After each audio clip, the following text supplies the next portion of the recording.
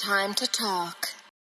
Today I have with me an engineer, a female engineer, a mother of wonderful boys. I don't know how she manages.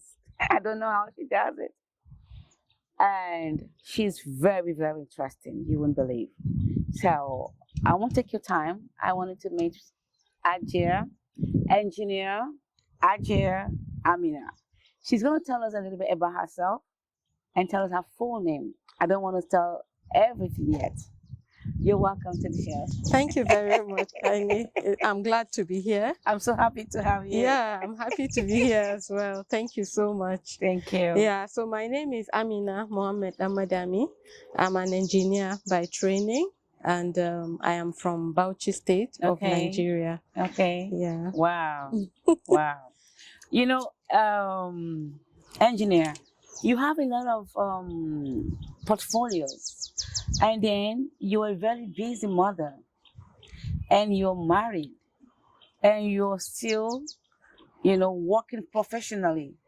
You're going to school in the UK right now, pursuing your PhD. Yes. How do you put all this together? I don't even know where to begin with.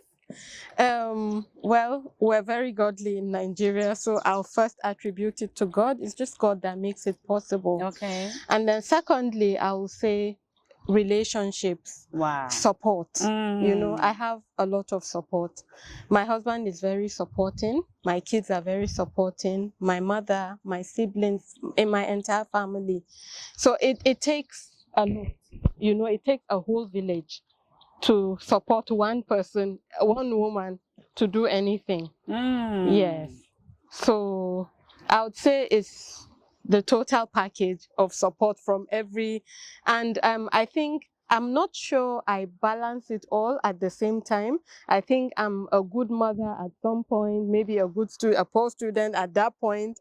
When I'm a good student, I'm probably a poor wife, Wow. So it's just, I think, like, there's this lady I follow, she was the CEO of PepsiCo. Okay. And there was something profound that she said. She talked about that, you can't be all at the same time. You can have it all, really, but you can't be at the same time. So sometimes you're a good mother, but then something else suffers. Sometimes you're a good student, something else suffers, and then sometimes you're a good wife and something else. So it's just, but then the overall, putting everything together adds up to give a balance in life. Yeah, Wow. life. I think that would be it. Yeah. That's wonderful. Yeah. Yeah, I'd like to know some of the challenges you face. Yeah. Some of, generally, like in the workplace, because you're in the office with men. Yes. And then now you're in school again, and and then you go back to school, and then you come back to work. Yes. What are the challenges? Yeah. So some of the challenges are, well, it depends, Sometimes on the family level, it's cultural. Okay. So like I come from a conservative northern society. So, and I'm the first from my entire extended family to go to university. Oh, wow. So there was a lot of pushbacks. There was a lot of people didn't understand. Some of the uncles that have not been to cities before have this notion about not even engineer, going to school, that it overexposes the woman and she's not going to be submissive. She's not going to be the ideal woman that they expect to be. So there was that. So, but with constant engagement, and when they saw how I turned out, I didn't turn out to be punky. With what they expect. So yeah, so I think they've come to accept, and I can tell you that now most of my cousins are engineers, they're graduates. We have lawyers, we have doctors, accountants, and they're all doing well. So yeah, so there's that, and then there's also generally in society, men, like I would say the African culture, the woman is supposed to be submissive and down, and some people don't know how to separate even in the workplace. So if you're the boss, like I'm a team lead, so I haven't personally experienced that, frankly, but some women have told me that their subordinates actually feel they should not be led by a woman. After all, they are men. You know, some Yes. would even tell them that I have 3 wives that I control At home. at home. So Wow. what are you, you know? So I know of some of it, and thankfully, I personally have not, you know. But then there are some that, and sometimes maybe when people want to kick you out of something, maybe, okay, for example, there's a trip coming up and some people are interested. So when they want to edge you out of it, they will tell you that they didn't put your name because they are not sure how your husband will take We'll it. take He may not it. want you to travel out with men. So, but they don't have qualms keeping you in the office till late to present, to make preparations for reports Yes. for the next day. You know, they don't Mhm. think about it. Sometimes you stay up to 10 p.m. in the office when you have some pressure. Maybe there are some reports you have to submit or some, and that Yeah. they never remember your husband at that point. It's only when there's a trip then they will remember, you know, but those are rare things really. But and I think it's part of our culture as in the man, you know, so, and then sometimes, like for me now as a Muslim also, we cover up, like I'm all covered up now, you know. It's part of, people just assume that you're suffering, you're under, you know, you're married to somebody who is suppressing you. Once they just see you dressed like this, you know, the stereotype is you must be an oppressed woman. And then I ask them that, has it ever occurred to you that I actually love this? My favorite fashion item is the veils. I don't, my major problem now is even storage for the veils because I have too many. Too many. I have more veils than clothes. I have more veils than anything. You know, so I actually love it. But then people think you're oppressed. You know, once they see you, they stereotype you. And then sometimes, even in meetings, you put up your hand, you want to make a suggestion. Nobody answers you because they feel that you don't have anything To to say. say because you're covered up. So you didn't go to Wow. school, you don't know anything. So what do you have to contribute? So those are some of the challenges we face, you know, as northern. And then sometimes on another side again, because of, you know, this federal character sometimes, Yes. and because the notion is northern females don't go to school. So when they see you working in some organizations, they assume that it's just federal character. You were just put there, not because you've earned, you know. And so but of course all that you break the myth, let me just say, you know, by the time they hear you speak or they see what you do, and you know, that sort of settles it, and they know that, okay, you earned your place, you know. So those are some of the challenges that Wow. the average northern female Go faces. to. Yeah, yeah. I think I want to know a little bit about that. We'll be right back. It's time to talk. Welcome back. I've been talking with engineer Amina. She's very hardworking. She's a mother. She's a wife.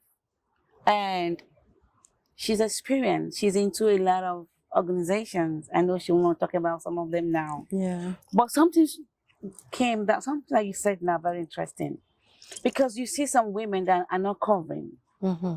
And people say, oh, you're too open. Mm-hmm. And now you see the ones that are covering, they still have challenges. It's really, I don't know where to put it. Like, where is it coming from? Is it because of the way we think? Or it's just how it's supposed to be? Because you're a woman, irrespective of what you wear, even if you cover. I think is I would say it's the environment, I would say, and the culture, you know, and stereotyping. You see, Yes. Chimamanda says this thing about the something about the single story. So most people, I think, carry a single story in their head, you know, so they stereotype. So once, like in the north, maybe if a woman is not properly dressed like this, she's wayward. Already. It could not be. You know, she's just not used to it. And it's not your place to tell her how to dress. It's between she and God. You know, because but in our religion, it's God that asks us to dress like this.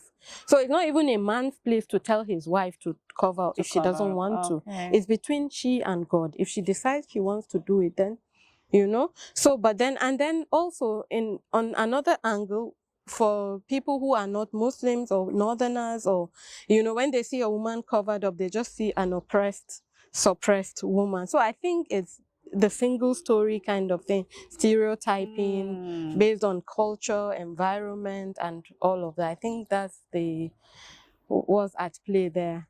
I'm interested to know how you cope as a mother with boys all around you. Okay. And you don't look stressed. Okay. Seriously, because yeah, you look fit, like you're working out. What do you do?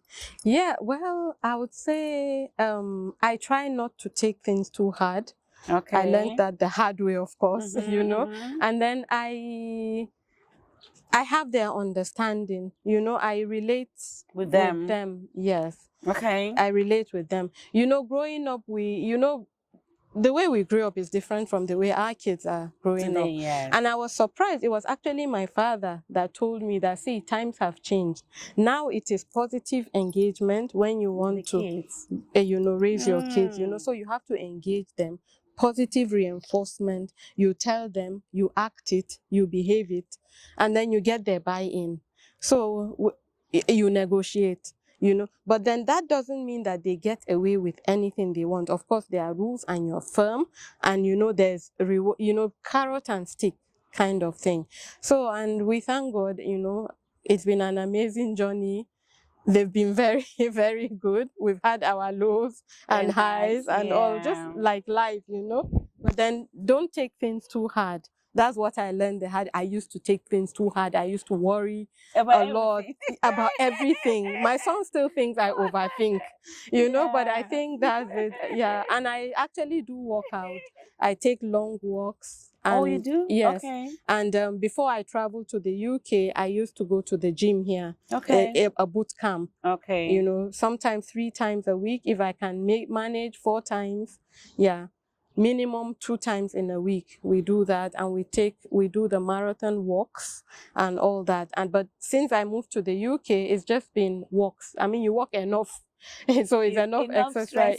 Walking all over the place. You know, I don't have a car there, so I take the bus. You have to walk to the bus stop, walk. So I think that keeps me fit. Wow. Yeah. That's wonderful. Yes. We'll be right back. It's time to talk. Welcome back. Yeah, I've been having a swell time with Engineer today on set, and we want to know a little bit about what women actually go through in the work environment. Like, you are in a big ministry.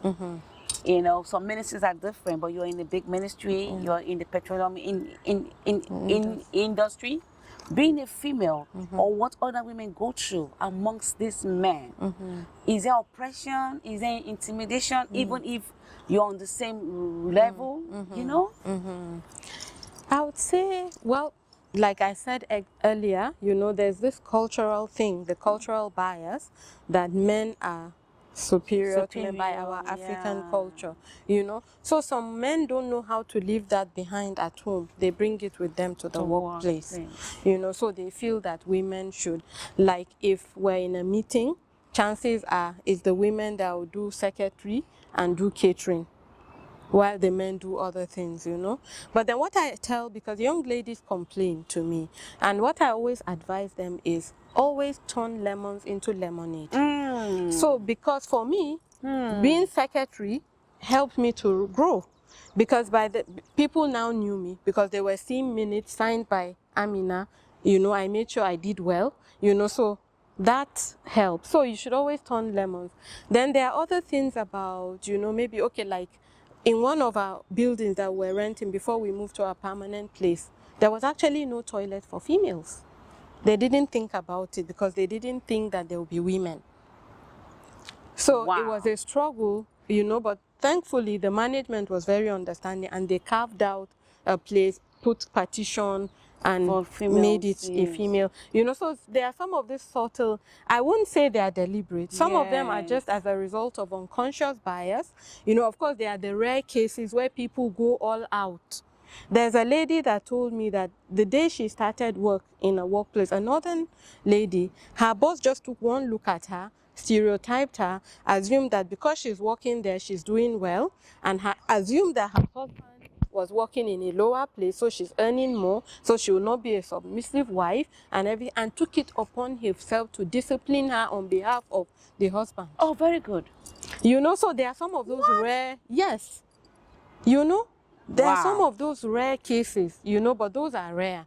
But on the whole, I think it's just, I don't think it's a deliberate attempt to put women down. So I think with constant engagement, like I'm a member of Society of Petroleum Engineers. So those are some of the things that we do. You know, we provide platforms for women to air out, you know, we discuss, we have programs, we have seminars, webinars and all of that, and women talk about all these things with the men. So some of our CEOs actually, like I'll give you an example, we have Chikeze Umosu, you know, he's the MD of Walter Smith. We've tagged him our he for she, because if you go to his organization, most of his top, he balances it equal male, female, at the management level, at every level, he always has women, men, and he doesn't give them the positions because they are women, because they are competent. For the position. For the position. So you earn it. So within SPE, I'll tell you that we've made great waves, you know. We start from young, we catch them young. We do things in primary schools, you know, we do essay competitions under our Women Our Pride subcommittee. Then under Women Leadership subcommittee, which I'm the immediate past chair, I just handed over, well, I'm about to hand over now. You know, we work with secondary school girls.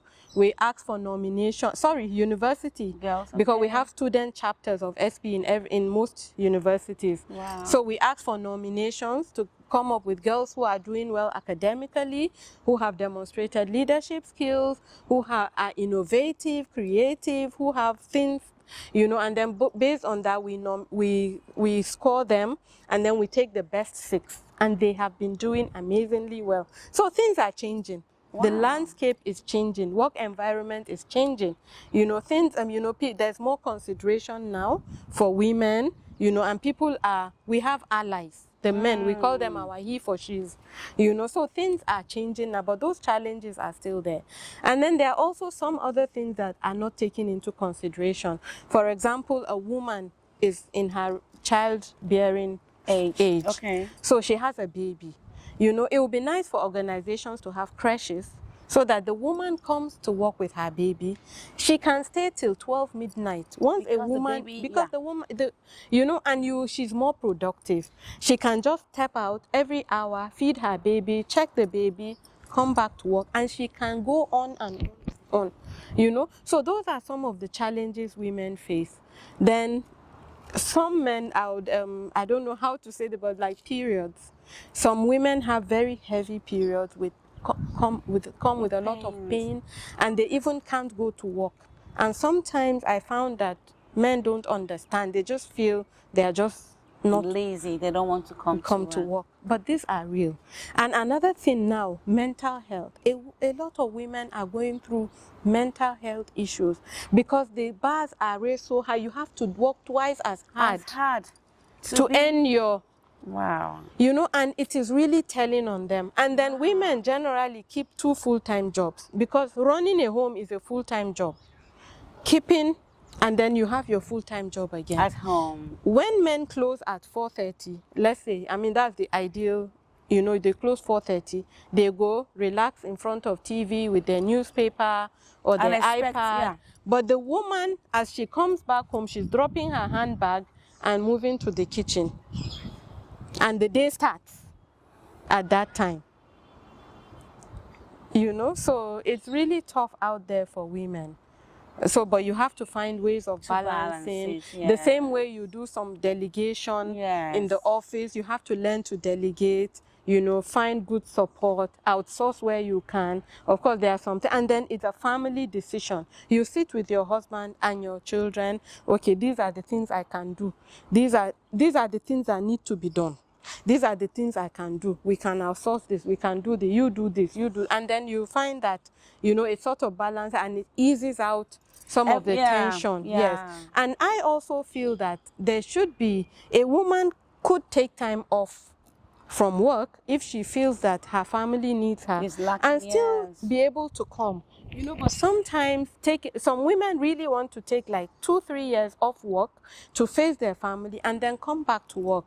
But then it's difficult for them because those 3 years will be counted as you were not doing anything. Oh, I see. I am a strong advocate that even housekeeping skills, running a home, should count in your CV. It should be added in your CV because you can actually relate some of these things. Okay, I am the housewife in the house. I'm the wife in the house. So I'm the CEO. I hire domestic staff. I manage the children. Am I not managing an organization? Already, yeah. Logistics. I make sure that children go to school on time. Wow. Is that not? I've never heard that before. Yes. I make sure that my store is stocked. I manage food. I do food menu. I check my store. I make sure that I have food. I know what I shop for the month. There are some you shop for the month. Some you do weekly. Some you do daily. Store keeping. So you make sure. And then you have an overview of the whole house. That's a CEO. That's so true, yeah. So why can't managing the home, managing relationships, managing in-laws, it's like managing union, so, so, Talking about because, so, but with good management, you can actually, once you people manage yourselves, I have a very good relationship with my in-laws, and that's because we are all on the same and then page, you all are all of us are educated, so we relate on a very good level. We're very cordial. We organize things together and do, so these are some of the, but when you don't know how to manage, so it should count in your CV. Negotiation skills, financial management. Your husband gives you this for food and food money, and you know how to manage it across, so that everything is done. School fees are paid on time, food is ready on time, your store is stocked, everything. Children have clothes, they have books. Wow. So I feel that, when a woman comes, you ask her, are you married? Do you run a home? And ask her how she's doing. And that should educate you that if she can run a good home successfully, then she can run any organization successfully. Wow. So those gaps, so women should be allowed to take gaps when they feel they need to be in the house. And then after that, let those skills that they picked up count. Wow. They can bring it to work, and it always works. Wow. There's a statistics by McKinsey and some other global, that say that organizations that have women in top management do better, and they have statistics to prove that their profitability is higher, and they do better, and they have higher retention, staff retention. Wow. And the statistics are there. Just Google it. That's beautiful. Yes. That's beautiful. Yes. Wow. I know some men there will say, it's not going to work. It's not possible. You stay home and take care of the kids. But see, they don't understand. Yes. They don't really understand. Yes. But like you say, it takes a lot of a lot. And there's nothing wrong. And there's nothing, and we should also break this stereotype of, looking down on women who choose to be housewives. I have enormous respect for housewives because it's not easy. People think that running a home is easy. It's not easy. You're actually a CEO. I'll tell any woman who is a housewife to stop calling herself a housewife, but say she is the CEO of this family. Yes. Because that is what she is. She runs. The husband is the chairman, the board chairman. He gives direction of how he wants the family to be, but she is the executor. She implements. She's the CEO. It takes a lot of psychic, because your brain, you have to think, you have to know how to apply this, try this, is a lot. Yes, and society should also celebrate these women who do that. Because some of the reasons why women insist on working is because they are looking for validation. So that people will say, but let us give them validation for choosing to be CEOs in their houses. Wow. It's important. Wow. And I'll tell you, a lot of women will opt out of work and come and run the home. Yes. And so also men too should also put their wives on salary. Yes, they should. Which is good. They should. At the end of the month, not about feeding money. This is your salary. Is you. Go and spoil yourself. This is do your whatever money. you want to this do. Is for feeding. Yes. I think that will make... That will help. Yes. Yeah, because some women actually work for financial reasons. That's true. Yes. Because you won't be eating from the feeding money, because sometimes you see something you like, you're deprived. That's true. You have to go meet the husband. But if he gives you, this is your money. Yes. I think. And you can also earn passive income. Like I had a conversation on the 2nd of August, we had a women leadership program in Lagos as part of the Nigeria Annual International Conference and Exhibition for Society of Petroleum Engineers.